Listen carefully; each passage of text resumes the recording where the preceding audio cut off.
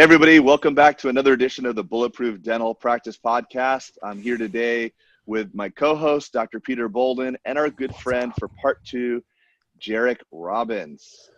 What's up, Jairek? Hey, good morning, good evening, good afternoon. Not sure where people are watching from, but thank you for having me back. Yeah, we loved last time, man. It was like drinking out of a fire hose. There was so much information about biohacks and all that really good stuff about optimizing human performance. Yep. That's what you call it. And then today, I'm really excited because we're going to talk about something that's near and dear to both Peter and my heart, which is that how culture affects your practice. So, Jairek, if you don't mind, jump right into what you're saying just before we hit record. Yeah, there's a couple things about this. One, I've always focused first on people, individuals, which is what we were talking about last time. How do you get them to be the happiest, healthiest, strongest, most fulfilled version of themselves, with the understanding that when they are, you know, they're more focused, they work harder, they're happier, they're healthier, their performance increases, all this stuff happens. The second interest of mine was always business growth. How do you help a medium to small size business grow? And then as I learned, a big part of my speeches used to be, you know, you got to do what you're passionate about. If you don't like your job, quit and go start a company that you dream about. And that way your love is your job and your job is your love. And it doesn't even feel like you're working anymore. And I realized the majority of people are going to like that message and be like, yeah, but very small few amount are going to do it and actually go do that. And then it also doesn't make sense. You know, if there's 29 million small businesses, they need teams that work there too. Everyone can't own the business. And then I was scratching my head and I was asking the question, you know, what's the purpose of business? And I really came up with three things, and I'll try these on for size, see if they fit. Number one is to add value to the community around you. You know, add value of some sort. You have to, otherwise you're out of business. So you have to add value. Number two is to generate revenue and profit so that you can feed your family and your team can feed their families and you can reinvest in your community and you know, you have some money to do so. And then number three was to create a place that the humans who are going to work there can literally become the best human they could possibly be. To create a place where someone can say, after working there for 25 years, I'm a better human because of it. I'm a happier human because of it. I'm a healthier human because of it. Literally, you've allowed them to flourish as a human being in the process. And I like the concept. It's felt a little optimistic because some people get caught on the first one of just adding value, or the second one of just making money. And the third one is like, oh, so I'm supposed to just make everyone happy all the time? Like, how's that going to work? You know, it's funny, as you were saying those three, and I don't want to don't derail you in your topic, but I'm envisioning them in like a circle chart, right? Like bi-directional arrows, because they all feed, right? They're all synergistic with what you said. And I think those three encompass it. I was trying to, in my head, to like poke holes in it, but that is like, you just made it right there. Dead effing simple. Yeah. And if you become obsessed with that process and become obsessed with that simple little three diagram chart, you can't lose. You can't lose. Yeah. So the tricky part I had with it though is when you talk to people, they agree on the concept, but then they say, well, what does it mean to create a place where people can really thrive and grow and be happy? And how much does that cost? And like, what's that look like? How is that going to eat across my bottom line? And you hear all these facts and statistics. And first off, just a couple wide ones, which hopefully people are aware of. According to the SBA, Small Business Administration, and the National Federation of Independent Business Owners, 50% of businesses fail in 5 years and 96% fail in 10 years. So if you're over 10 years, you're one of the 4% miracles unicorn businesses that have made it. Congratulations. And if you're in that 10-year period of time, stay focused. You know, that's the part that takes you out. Now, here's what's interesting. The second stat that goes with it is out of the 4% that survive that 10 years, only 39% are profitable. Wow. So wait, so out of the 4%, only 4% 39 that make it, only about roughly 40% of those are even profitable. The rest of roughly like 2.5%. 2.5% is of that aggregate. Holy cow. Okay. Wow. Craig, how long have you been in business? I've owned the practice. Not you. Your family. I know what you're about to say. I heard that little we've been in business. No, hardly. 1976, so 42 years. Nice. Wow. So you're part of 1% or 0.0 something 1% of businesses. Yeah, and it's challenging. I mean, there's a father-son dynamic as well. There's that transition that derails a lot of people. I'd love to, if you know, for those of you who are listening and have a father-son issue or some sort of, you know, mother-daughter or something like that, where your succession planning is going awry, feel free to reach out to me. I'm happy to help with that type of stuff. That's very challenging as well. Super. Super and usually the third generation screws it up in business. Yeah. Well, listen, Pete, the chapter's not fully written yet. So let's see how it all goes. I'm sorry, but I had to throw that in there. I know. Kick the dog when he's down. I'm sorry. This is my nature. Ask my wife. You got it. We've got your back, man. I know. So, you know, it begs the question, what's the difference? What's the difference between the 39 or 2.5% that are profitable and thriving and everybody else? And there was a great book written on it, which I know I heard Dennis talk about it a lot, The Good to Great book by Jim Collins. And so he started to look for what's the difference between, you know, the Fortune 5 or the S&P 500 companies, the Nike, Coca-Cola, Marriott, 3M, all these great, huge companies versus the good to great companies, those 11 companies out of the 1,400 they studied, Gillette, Walgreens, Philip Morris, Abbott, Fannie Mae. Well, that one's gone. But the ones that the book is older. The book is older. The ones that were thriving, they're like, what's the difference between the ones who barely make profit and the ones who don't? And their returns are interesting. Over 3 years, it's the difference between 38% versus 73%. Over 10 years, it's the difference between 122% versus 331%.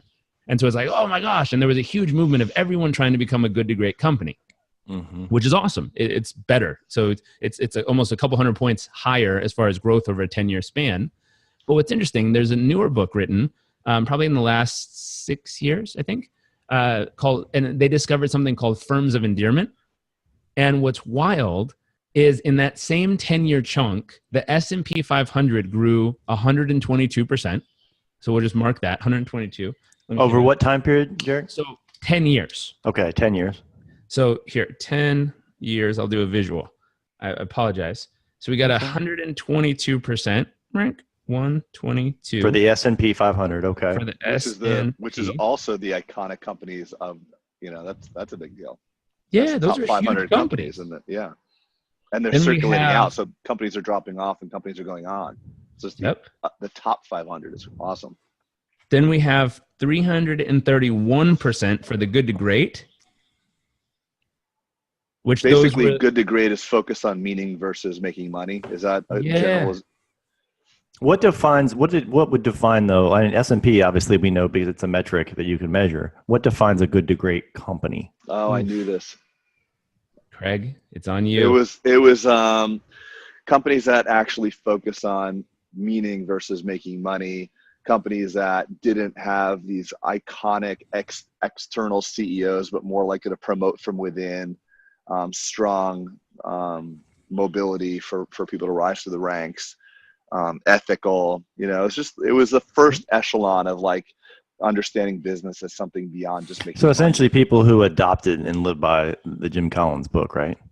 Yes. Correct. Yeah. But I mean, prior to that, it was. But they did it before his book because he was researching them and trying to figure out what it was. Okay. He's like these people are just not actually just focused on making money. But there's no vetting authority that says, all right, they're a good to great company. It's just do you do? No, there is. They had them in there. I mean, it's easy to find. All right. So all right. So we'll and then keep going. And some of the companies that made it, I'll go back a couple of my notes. Gillette, Walgreens, Wells Fargo, Abbott, Philip Morris, all these were considered good to greats. Okay. And so it's interesting. They're huge companies, but here's what's wild. In this new book called Firm of Endearment, they found out there's another group that has 1,026% growth over that 10-year period of time, which is that giant, awesome chart here, called a Firm of Endearment. Firm of Endearment. And this is a whole new game. And so with the Firm of Endearment, it's culture is what they're focused on. Yeah. Culture. And so, you know, Peter Drucker says culture eats strategy for breakfast, lunch, and dinner. It's all over the news. And the concept is culture is the new capital, meaning people care not only what you do, but they care about who you are and how you do it. Right. We were talking about that yesterday on our podcast. You could be the best dentist, But if you're a total ass in a total something in the community, you lose. An asshole, yeah. And they don't like you, and they find out who you really are, then eventually people stop going to you. They'll be like, nah, we'll go to the other person who's maybe 2% less as good as you, but they're a great person. They're a good human. They're doing good things. Jairek, we were just talking about this on our podcast 2 days ago, actually, with Vicky. Vicky, we were talking about advertising, and she's like about, the messaging, and I'm like, it's not just the messaging anymore, it's the why you do it. Yep. So like, you look at Tom's shoes, those aren't good shoes, man. Those are crappy shoes. I love them, I wear them, but they're not like highly researched proper sole technology, but they have a compelling why. When you buy one, some kid gets one. And it's the same thing for dentistry. It's like, why do you do it? So, well, here's some examples of companies that are considered firms of endearment. So after all the research, when they looked at it, and a firm of endearment takes care of their people, meaning their employees, takes care of their shareholders, takes care of their community, and takes care of a broader service of humanity as well. And so they look at all these pieces, meaning they do something beyond themselves for the world. Meaning they're heavily contributing. They're causing their people to go donate hours. They're funding projects like planting trees, and like they're literally in the process of trying to take care of the planet just as much as the people, just as much as their shareholders, just as much as the clients and the people who buy from them. So they're looking at all of these things, and they have to take care of all of them, not just some of them, to qualify. And so companies that made the list: Patagonia, Harley Davidson, Costco, Trader Joe's, Southwest, Toyota, UPS, Amazon. All these companies made this list of people where the company's taking care of the whole instead of just a piece. They're not just squeezing, like they say Sam's Club and Walmart squeezes their employees to maximize for shareholders. Versus these, Costco pays twice as much to their employees, but each employee delivers 3 times the ROI when they measure it out compared to a Sam's Club employee. Wow. So their output. Okay. Yeah, but look at Walmart. What Walmart does to you get 3 times the output. And look at how it's going out of business. It's not even just that they squeeze employees, but like Walmart will take like a pillow manufacturer that's based out of like Ohio and say, if you want us to carry your pillows, you're sending this crap to China. And the guy's like, well, I've had a factory for 40 years and, Pearl runs the shipping department. I'm like, no, you want to play with the big boys? You got to send your shit to China. So they squeeze their employees, they squeeze their people. It's a macro focus. Actually, they go, I learned this too, Craig. They go one step further. Once they do the deal, because there's such a large client, the factory pivots and becomes pretty much almost exclusive to them. Walmart then recognizes them, and the next deal negotiation comes back and says, well, we're going to change our pricing because now we're in charge, kind of thing. I just heard that. Which is fine if your primary objective is just to make money. But millennials especially want to make meaning over money. They'll work harder for meaning over money. And I want to just point out, because you just mentioned a whole litany of large corporations, but this is exactly what we do in our practice. So we have a noble cause, which we established like 4 years ago. It was, why do we exist beyond making money? And our noble cause is to make the world a better place through the power of compassion. So if we're doing our job right, we're making the world a better place because we're giving people compassion and empathy.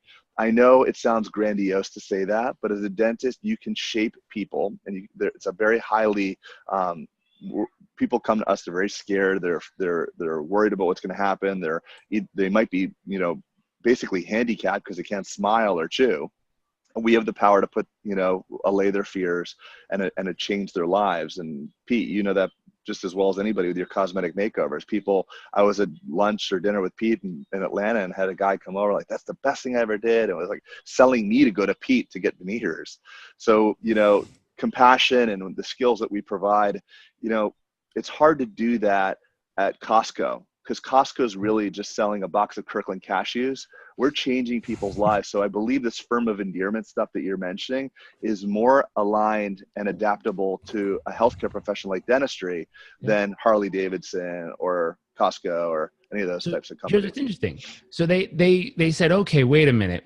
Instead of trying to squeeze, if we don't squeeze all the pennies out of our suppliers and squeeze all the pennies out of our people, like, we're going to screw our shareholders here. We're going to screw over ourselves because there's going to be nothing left over. I mean, yeah, we'll be this happy community focused company with barely breaking even. And so they ran the numbers to figure out what the returns look like.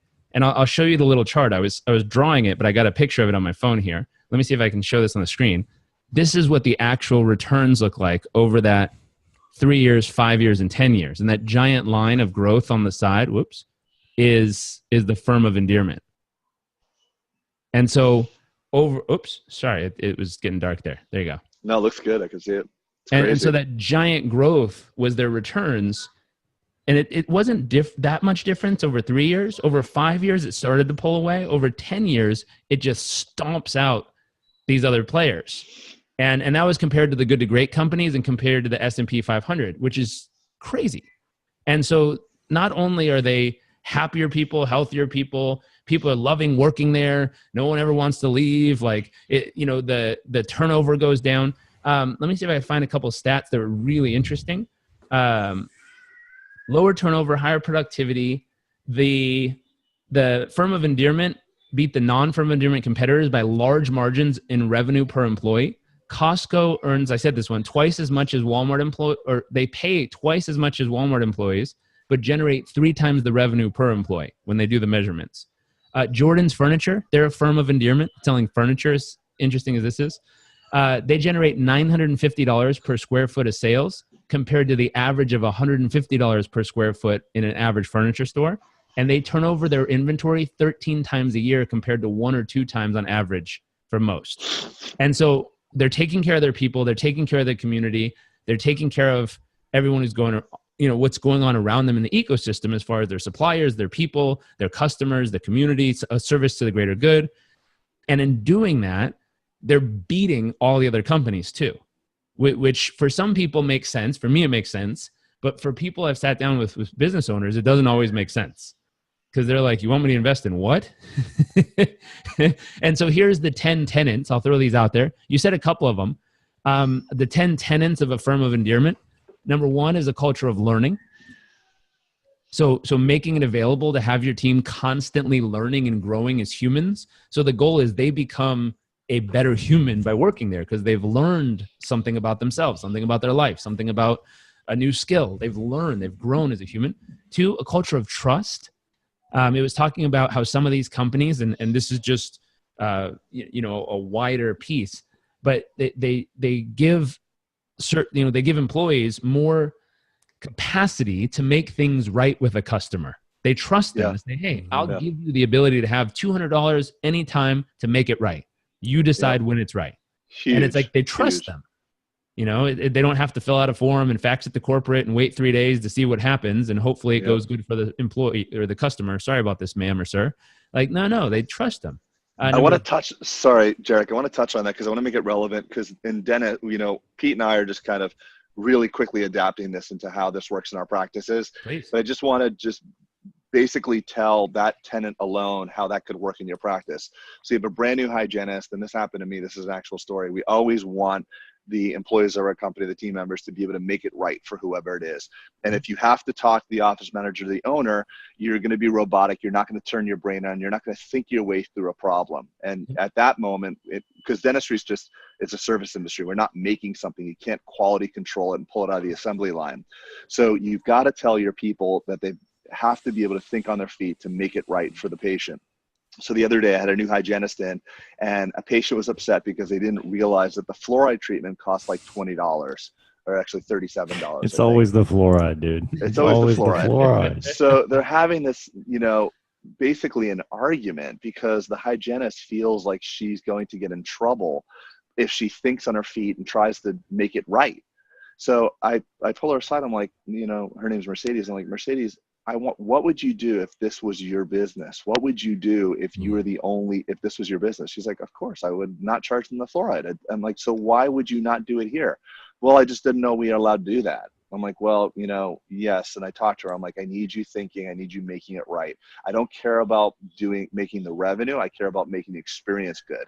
Because if the experience is good, then, and she was her whole mind blew wide open because she's not used to that work. I think as dentists, Craig, though, that makes business owners a little bit nervous. I'm just going to play devil's advocate, even though I agree with you, because what are the parameters, right? Like your way of making it right may not be right. So what are the parameters? Be like, oh, you know what, Ms. Jones, we'll But just give you free cleanings forever. Right, like, but when you open up this idea that people need to turn their brains on, so work has made people stupid. You have a whole bunch of people that are, successful in their own lives, or they might be a single mother. They got to work on time. They got dressed on time. They go to work, and all of a sudden it's like, hey boss, can I go pee? Hey boss, can I have it? Can I eat? It's like almost like they get work makes people dumb. And what I think the tenet to what you're talking about, Jairek's talking about, these forms of endearment, is that you're encouraging people to think for themselves. And when you do that, it opens up a Pandora's box, because there will be an employee that says, hey, free cleanings for life. But the spirit of why she did that is taking the very best care of a patient, which is one of our core values. So I'd rather people think and make mistakes in a way to do what's right and then correct them than be scared. Because if there's a culture, so that's what okay. Sorry, Jairek, I just want to bring it to dentistry. Yeah. 3, culture of respect. They respect each other, respect the clients, respect the business, they have respect from the management. It's not just, oh, tell employee number 7 to stop that shit. Like, as silly as that sounds, it happens. You go to businesses and people lose respect for each other. Someone's the boss and they're the employees and they have to listen. And so, that's pretty pervasive. Not a lack of disrespect, but in dentistry, that's a big problem. No. We Where always did you talk go to about dental school? No, not even that. Not even that. Yes, there's that, but the drama of we always hear about the drama amongst departments or front desk. And so so you're I love that. But, so what is some tangible exercises? So like these concepts are great. But how do you execute on that? Oh, of course. So with trust, the example is figuring out how to create that feeling where they know they're trusted to make it right, to make the right decision. So like you said, what are the parameters? What seems right at a certain, I think it was Marriott or a certain hotel, they give the front desk employees up to $200 in credit or vouchers to make anything right immediately on the spot. And they have to run it, like Craig said, as if this was your business. So you wouldn't hand it out to everybody. Win. Yeah, make it good for you, good for the business, and good for the patient. Yeah, and everybody's got to win. Sometimes you got to say, hey, it's not right to give this person the $20 fluoride. Like I talked to them, I mentioned it, they know I mentioned it, and then they at the end said they didn't know. That's not right. Like we talked about it. Okay, it's $20. Just don't hit the easy button. I guess that's the thing. Like, right? Like, be fair, be kind. What would you do in that situation? But don't default to giving shit away. Well, you want people to think if they if they have a why. If you said the reason why I did it is because of blah blah blah, and he sent his cousin Tony over here, and Tony was, and then like, okay, golden. I just don't want people being robotic.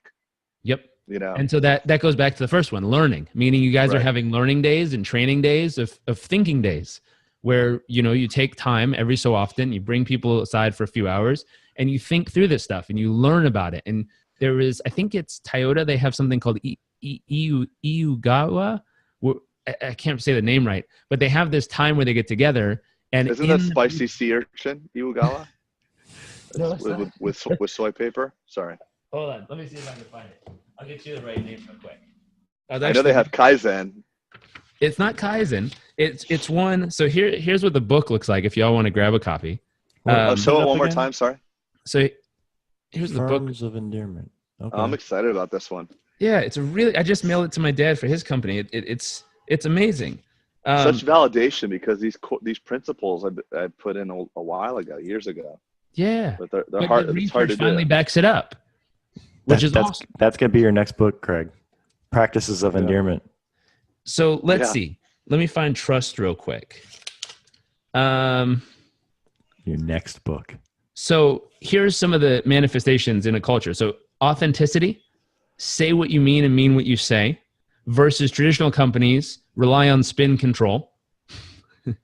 So something goes wrong and you just find a way to spin it, versus this one's authenticity. Transparency. Now, this is a big one.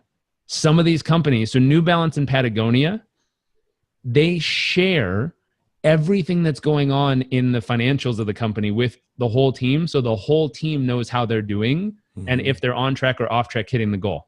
Craig, I do that as well. And you do as well, Craig. So, and I don't think that's super common. I don't think all practices do that. No, most don't. Yeah, and I would recommend that's an easy, transparent thing to do. Well, so you have to have this conversation of like, guys, even though we're doing $1 million of earnings, I don't take that home. Yeah, we don't take that home. You cost money, and it's just good to have those conversations. Like, I have a couple hygienists that are on commissions, and we're creating leadership positions in our practice, and we're telling them you can get, if you do more and make something more productive or profitable, you can have a piece of that. However, we can't violate these parameters. We can't. I'm a nice guy and I'll let you do whatever you want, but it'll hurt the business, which will ultimately hurt all of you guys.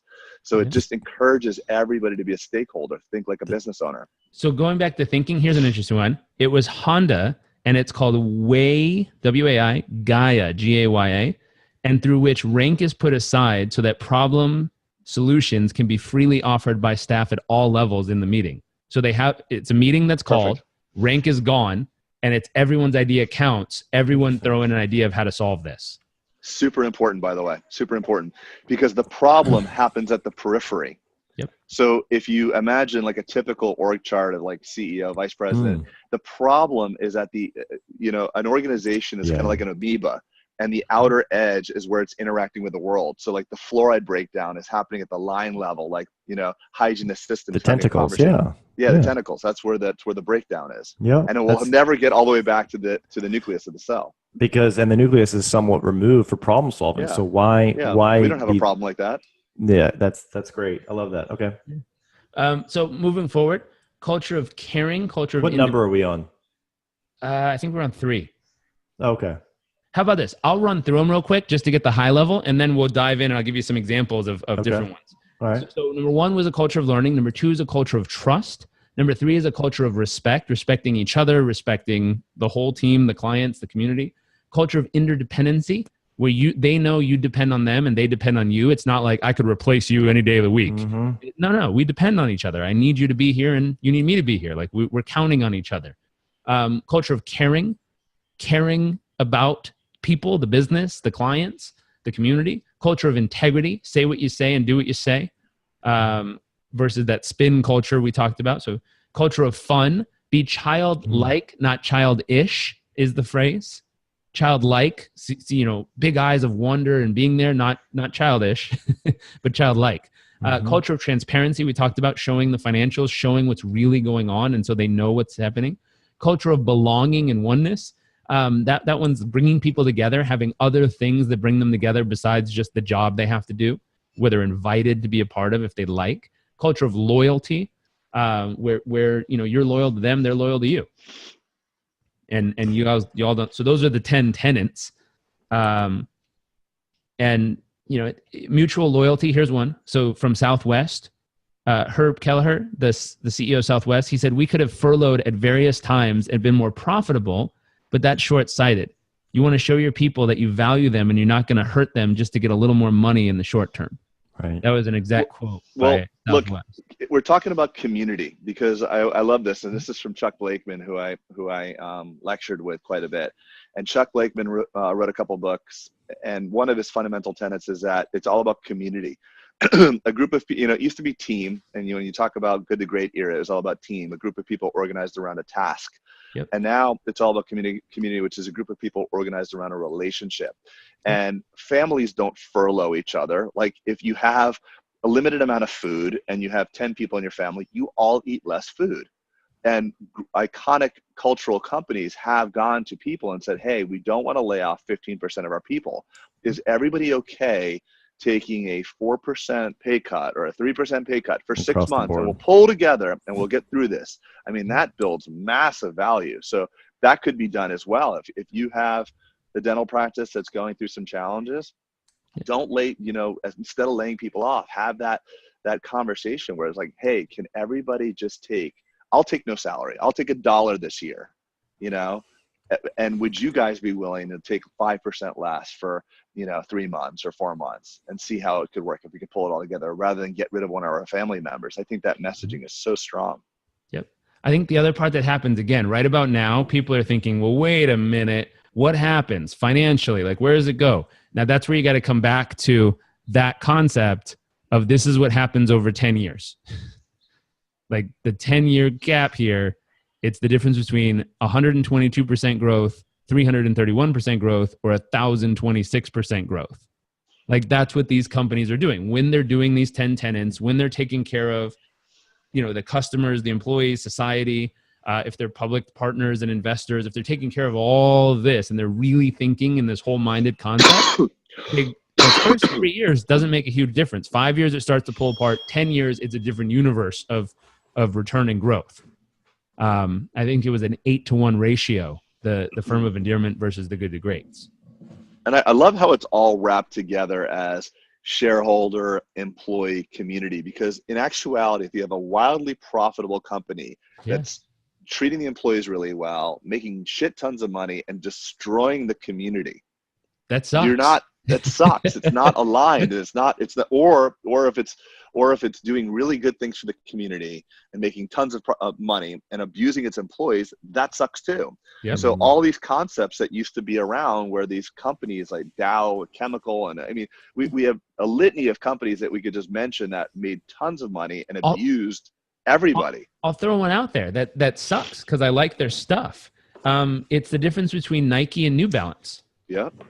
And people, Nike, I hope you enjoy your shoes that they were being made in Malaysia for a kid, like being paid a bowl of rice. That's not cool. Exactly. And so New Balance says they're a shoe maker and everyone else is a shoe advertiser.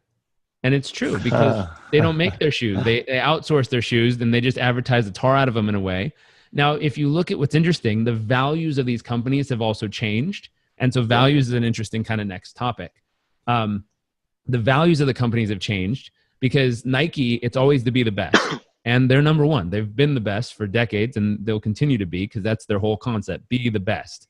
But it's be the best at cost. Because like you said, there's some little kid in a factory making shoes because they want to be the best and they're going to squeeze it out of everywhere. Versus New Balance went from like number 11 to number 2 shoemakers and shoe sellers in the US. And I forget their exact phrase, but it's the concept of, when getting to know yourself really matters or something like that. I'll have to look it up real quick. But it's the concept of they have a deeper mission that allows people to redefine themselves. And they said, no, we're not going to ship our shoemaking overseas. We're going to make them right here in the US. We're not going to cut costs in this way. We're going to support our people. We're going to invest in the community. We're going to do it in a sustainable and good way. And people caught on to that. And especially as the baby boomer generation graduated and elevated in their consciousness, they care about this stuff more. Millennials care about this stuff more. Yeah. So we're starting to see larger generations of people evolving as a society where it's less about how do I squeeze every penny out of this and more about, hey, wait a minute, what's really going on when I put $1 into this business? And they care and they're watching. This is why who you are and what you do matters just as much as what business value you're offering, because people care right now and they're vetting through who to put money into and who not. And they're trying to get rid of the ones that aren't taking care of the community and themselves and the world. And they're trying to amplify the ones that are. And look at how look at how it all happened though. I mean, the baby boomers trusted the corporation. We trusted Wonder Bread because it was like, it felt wholesome. Are you a baby boomer? No, I'm not a baby boomer. Oh, you said we. Okay, let me go backwards a sec. Yeah, in my mind. Damn, you're old. Yeah. Well, I am older than the two of you guys, but it's not just the baby boomers, it's the Generation X and before. We actually trusted the company more. Nike, we grew up with these companies. We grew up being messaged effectively like, oh, wow, I guess, 4 out of 5 doctors recommend this. I should do this. And now it's like, oh, wait, there's access to information. I read an article. That's total bullshit. So we didn't grow up in the dawn of the internet though. We didn't have the internet. So that's the great equalizer. So now the about us story on your website actually matters because the millennials are like, what is about them? Like, are they corporate? What are they? And I mean, corporations do a great job. Dental corporations do a great job of making them feel non-corporate because they get this stuff too. I think the other thing that happens is people Google you and they read your Yelps and they read how you treat people and they read what people say about you and they read your Glassdoor. I was doing this the other day. I was looking up a company that I wanted to go and do some work with. And they were actually trying to get me to 2 companies. One I wanted to do some work with. The second one wanted me to invest in them. And I was looking at them and I said, okay, I'm going to see what this company is about. So I pulled up everything I could on them, and I'm scrolling through the websites, and Glassdoor pops up, and they had like a 2 out of 5 stars. I was like, oh, what's going on? And I clicked it, and it's like, well, if you have 3 people who left, and that's the only 3 people, they could have been really disgruntled, pissed off people who hated just vendetta. But when there's 127 reviews and they all say the same thing from different people, let me note that, from different people, there's a problem. And one IP address, but different names. No, different people, different pages. Like when you get that many in volume and they're all saying the same thing. In this case, it says the owner belittles the team, always is yelling at people. He should really realize that without his team, he never has a chance at making it. It was an IT company. Oh. It was a startup and in tech. And I was going, whoa. So my first question was, I asked them, they want investment. I said, hey, how's the owner treat the employees? And they said, what does that matter? As long as the job gets done. And I said, no, you just lost my investment because that matters. And I know short term that might work. Long term, unsustainable. There's no chance that's going to work long term. You know, we Pete and I get a lot of calls from different dentists across the country to do things with them, either have them on the podcast or to help them in some manner. And Pete and I will just do our own 1-minute research, just like you're talking about. Yep. And you can get a really good sense of a company or a dental practice specifically, or a person within a minute of web research now. It's so much information, so transparent. Like that guy we had on the podcast, he's out in California, the elite provider, David Esham. He reached out to us. He's like, hey, I want to be on the podcast. And Pete's like, do you know him? I'm like, no, but give me 5 minutes. And I looked at his reviews, looked at his Invisalign status and all that stuff. And I'm like, wow, this is probably a really good dude. And it turned out he was a really great guy. Yeah. And it's not perfect. No, I know it's not. There's some creative entrepreneurs who internet marketing style can make themselves look cooler than they are. But for the most part, you know, I had someone else trying to do business with me, and I Googled him real quick. And there was a bunch of like scam websites with his name attached to it. I was like, no, thank you. I'm done. That's all I needed to hear. I asked him on the phone call. I said, hey, what is this? And he goes, oh, well, here's how it works. These other internet marketers don't like me and they're trying to ruin me. And I was like, people, I'm sure don't like me, but if you Google me, none of that exists. So I'm sure there's some truth to it. Now, I'm not just going to, there is, there's some truth. I bet you there is some truth to that. And if anything, it brings up a conversation to realize what really happened. Then you go, oh, okay. And you can move past it. But that concept. But there are, I mean, now the haters can do whatever they want though. I mean, geez, some of my most favorite mentors, the people I love the most, have been torched, online in the community. It's a very weird time as well. It is. And that's where you have to be able to vet through it. That's where you have to spend those 5 minutes, comb through it, and say, hey, when I went to Glassdoor to talk to that company, there was only 3 things, 1 was good, 2 were bad, and I'm like, that's not enough information. I need like 100 reviews for it to make sense and get enough of a guiding line. Now, it might create a talking point to say, hey, how come 2 out of your 3 ones aren't that good? And they're like, oh, well, here's what happened. I'm like, okay, that's no big deal. But it's not enough to make a decision. That's where you have to vet information. You have to filter. You have to see what's real. You have to ask them about it, bring it up. But those are all concepts that now matter in the community and matter even more as we go forward. People care. Never was a conversation before. Yeah, it wasn't part of it. No. I mean, and I didn't know this. I didn't know private people and groups could own medical newsletters. So back in the day, I never knew this. A company could buy a medical newsletter from a major medical university, and they could sway the information that was published in that newsletter because it's private and they own it.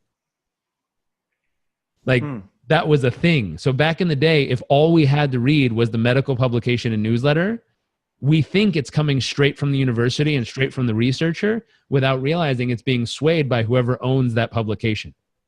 Now we can Google it and see what's real.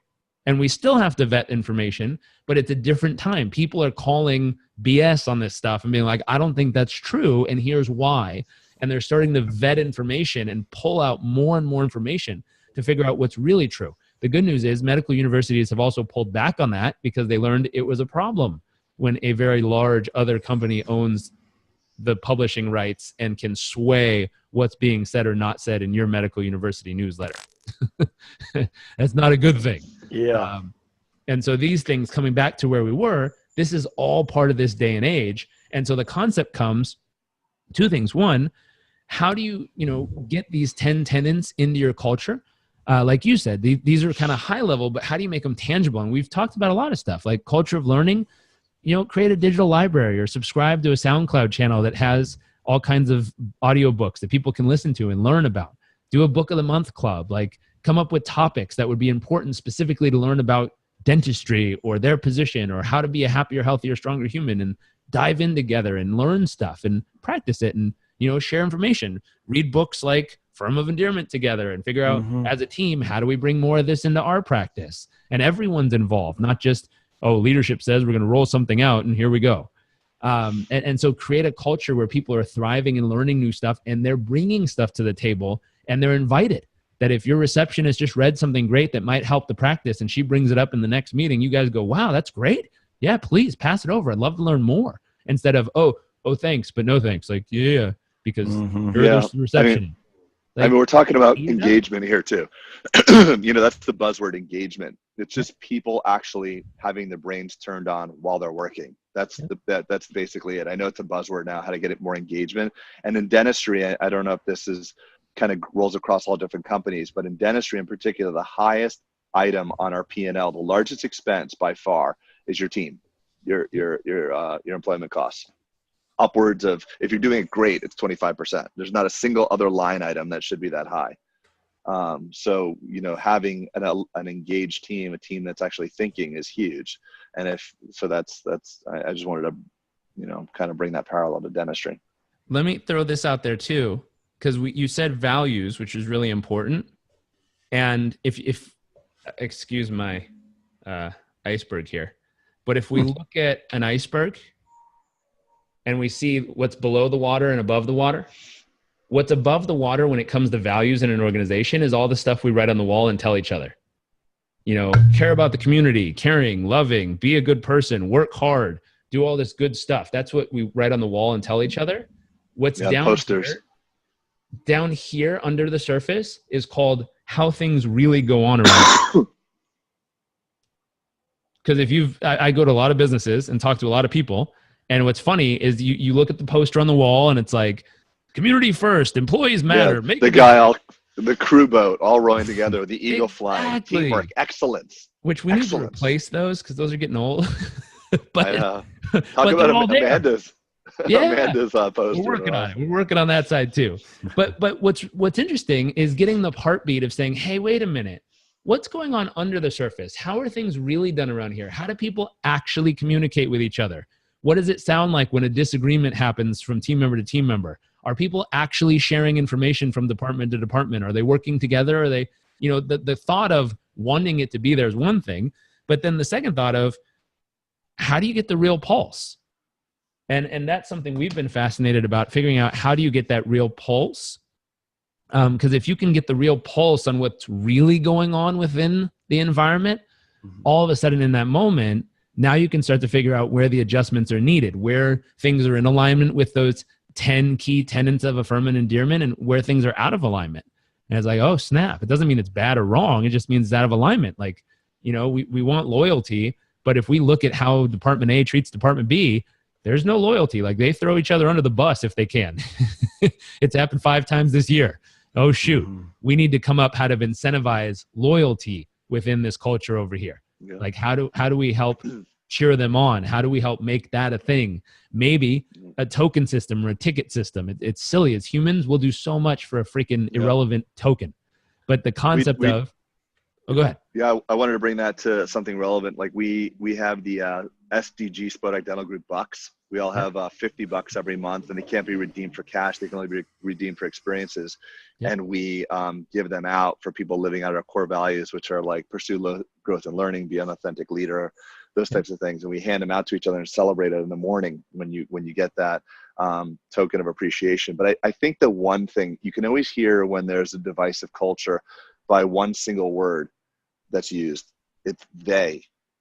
Yeah. When there's a they, when people are talking about someone else in your office and, oh, they did that, it's we did that. If your admin people made the wrong appointment, like, oh, they made that appointment wrong. Well, no, it's we need to talk. We need to, they is the beginning of breakdown. You can't be us and them. Interesting. It's all we.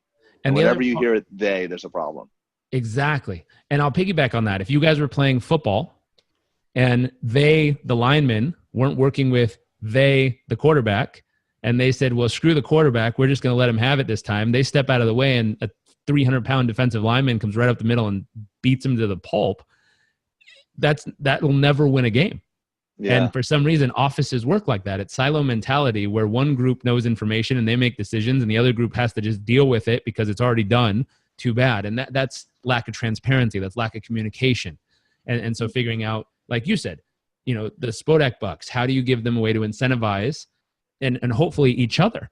When someone helps them and someone supports them, someone is, shows up and makes the extra little help, and that makes the difference. And they go, wow. And they can give them some of those bucks to, support each other and say, hey, here's a couple of my bucks. Thank you so much for helping me with that. It meant a lot. And I want to celebrate you real quick. Like, what's funny? Support from each other is amazing.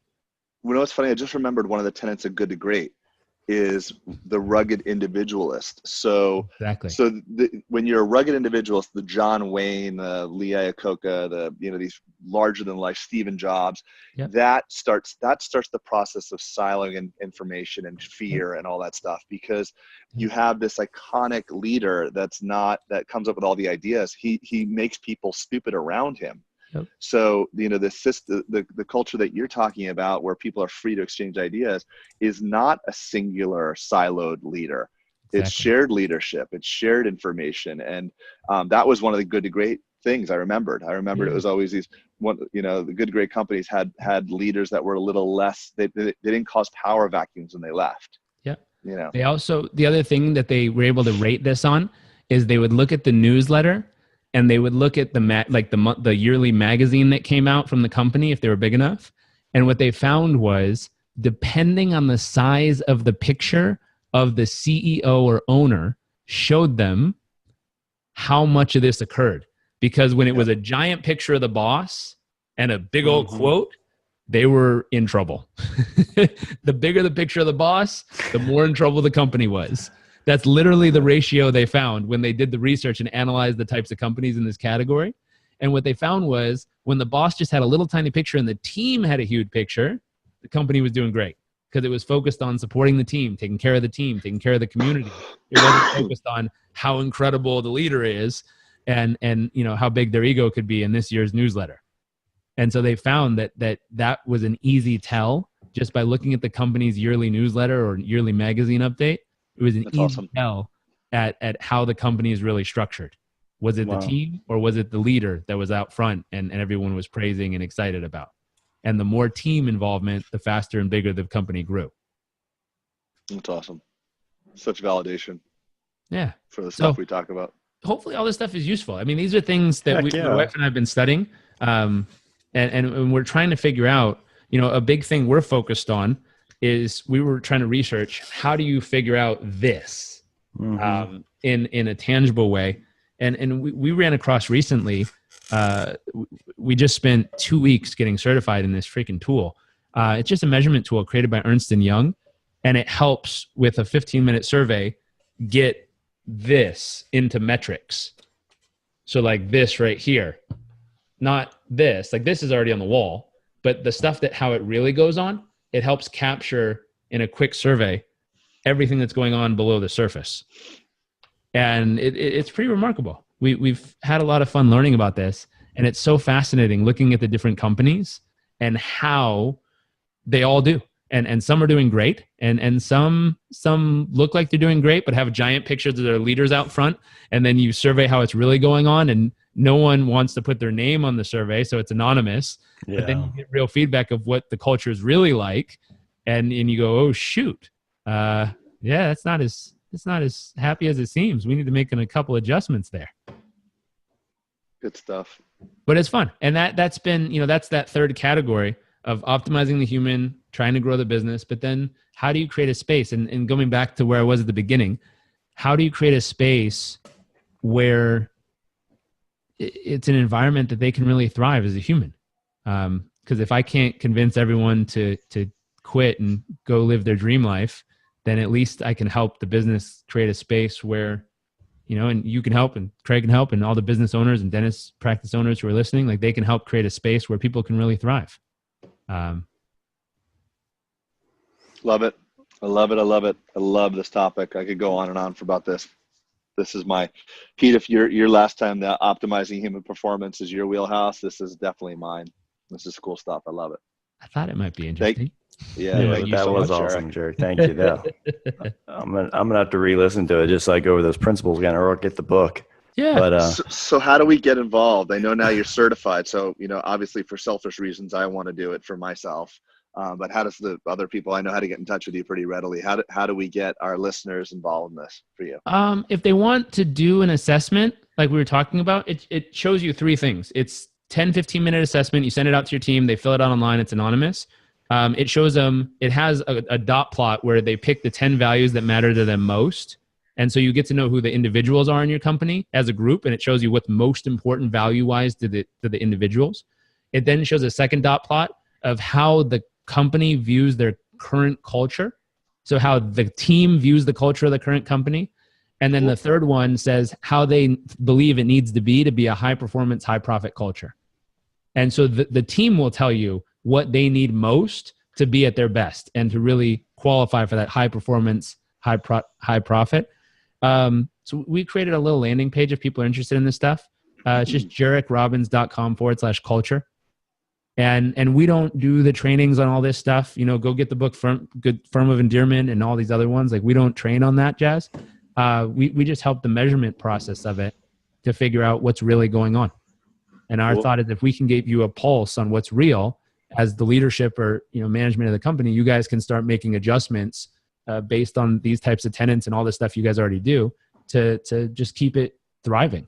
And if something goes a little off track, you can catch it early and turn it right back around without having to wait 10 years to go oops and get your butt kicked. That's awesome. Cool. Love it. Well, thank you so much, Jairek. Thanks for the time. That was really, really informative as always. Awesome. And I personally want to connect with you about this stuff because there's nothing worse than having your core values, what you think are your core values, and then having your team report back something totally different. That lack of alignment is going to set you way off course. Yeah. So it's good to get that information and find out where you're really at. And my thought is if you can catch it, and if you catch it and it's great, high five yourself and just check in again next year. It's like going to the dentist and doing your blood work and coming back and it's awesome. You're like, I'm good. Phew, yeah. I'm good. But if you go 1 year and it comes back and it ain't that awesome, it's not over. It's time just, to pivot. Yeah, it's true. Focus on some stuff. Now you know where to focus, where to improve, and check it again next year and see how it's doing. Awesome. Jairek, thanks again for spending the time with us and that being a two-parter for us. So I know your time is valuable. So man, thank you so much. I learned a lot today. I'm actually going to go back and re-listen to this again because I want to get over those principles, like I said. But yeah, man, you're the bomb. Appreciate you taking the time with us this morning. Of course. Thank you guys. Thanks, Jairek. Appreciate you, man. Thank you.